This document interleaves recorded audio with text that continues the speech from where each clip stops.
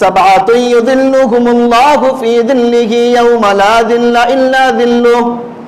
কাল কিয়ামতের মাঠের মধ্যে যখন আল্লাহ পাক রব্বুল আলামিনের ছায়া ব্যতীত অন্য কোনো ছায়া থাকবে না, ওই ছায়ার মধ্যে আল্লাহ পাক রব্বুল আলামিন 7 শ্রেণীর ব্যক্তিকে আল্লাহ তাআলা জায়গা দিবেন। এক নাম্বার হলো ইমামুন আদিল, ন্যায়পরায়ণ বাদশা। বলুন কে? এক নাম্বার কে? সঠিক বিচারক, ন্যায়পরায়ণ বাদশা, যিনি ব্যক্তি দেখে বিচার করে নাই, আত্মীয়তার বন্ধন দেখে বিচার করে নাই। দেখেন, যদি আপনি দুনিয়ার মধ্যে থাইকা সঠিক বিচার করতে পারেন, আল্লাহ তাআলা আপনার জন্য পুরস্কার রেখেছেন। নাকি শুধু নেতা হইলে শুধু আযাব আর গজব? কথা বলেন। নেতার জন্য পুরস্কার আছে যদি আপনি সঠিক নেতা হন।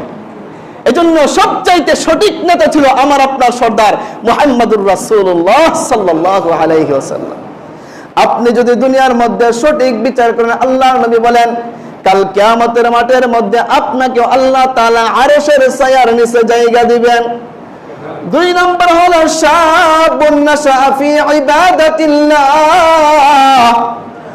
ওই যুবক, যেই যুবক দুনিয়ার মধ্যে যৌবনকাল থাকার পরেও তার যৌবনে গুনাহের দিকে ধাবিত করত, কিন্তু সে বলতো ইন্নী আখাফুল্লাহ, আমি আল্লাহকে ভয় করি, ওই কথা বলিয়া তার যৌবনের তাড়নায় গুনার মধ্যে লিপ্ত হয় নাই।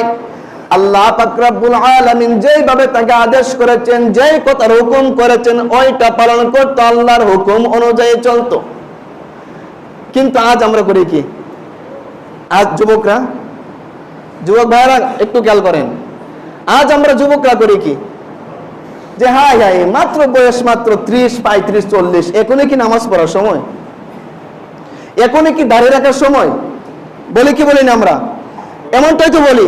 না বললে এমনটা বুঝাই, না বললেও তো এমনটা বুঝাই। যদি আপনি এমনটা না বুঝাইতেন, আজান হয় আপনি মসজিদের পাশ দিয়ে কিভাবে হেঁটে যান? আপনার সময় চলে যাচ্ছে, আপনি কিভাবে এখনো দাড়ি কাটেন? আপনি যদি মুখে না বলেন, কাজের মাধ্যমে তো এটাই বোঝান, নাকি এটাই বোঝান না? আল্লাহর নবী দেখেন যুবকের জন্য কেমন উপহার দিয়েছেন, কেমন। আল্লাহর নবী বলেন যুবককালে যদি আপনি ইবাদত করেন, আপনার ইবাদতটা আল্লাহর কাছে সবচেয়ে প্রিয়। সুবহানাল্লাহ। যৌবনকালে কেন প্রিয়? যে আপনার যৌবনের শক্তি আছে, আপনি ইচ্ছা করলে রুকুটা সুন্দর করে করতে পারেন। আপনার গায়ে শক্তি আছে, আপনি ইচ্ছা করলে রুকুটা, সেজদাটা একটু লম্বা করে করতে পারেন। এমন একটা সময় আসবে, জিজ্ঞাসা করে দেখবেন বাড়িতে বৃদ্ধ বাবাকে, বৃদ্ধ দাদাকে, আত্মীয় স্বজনদেরকে জিজ্ঞাসা করে দেখবেন, মনে চায় যেন লম্বা করে আল্লাহর কুদরতি পায়ে একটা সেজদা করি, কিন্তু শরীরের মধ্যে শক্তি না থাকার কারণে করতে পারে না। মনে চায় যেন 2 রাকাত নামাজ বলন পড়ে, কিন্তু শরীরের শক্তি দেয় না, পড়তে পারে না। এমন হয় কি হয় না? বৃদ্ধ বাবাজিদেরকে জিজ্ঞাসা করবেন যুবকরা, এই যুবক ভাইরা শোনো, বৃদ্ধ বাবাজিদেরকে জিজ্ঞাসা করবেন, জিজ্ঞাসা করে দেখবেন, আল্লাহ নবী বলেন কাল কিয়ামতের মাঠের মধ্যে যখন কোনো ছায়া থাকবে না, মানুষ এই হাসরের ময়দানের মধ্যে ঘামের মধ্যে টকবক করে জ্বলতে শুরু করবে, তখন ওই কাল কিয়ামতের মাঠের মধ্যে আল্লাহ তাআলা যুবক যারা যৌবনকালে ইবাদতের মধ্যে কাটাইছে, তাদেরকে আল্লাহ তাআলা ছায়ার নিচে জায়গা দিবেন। সুবহানাল্লাহ।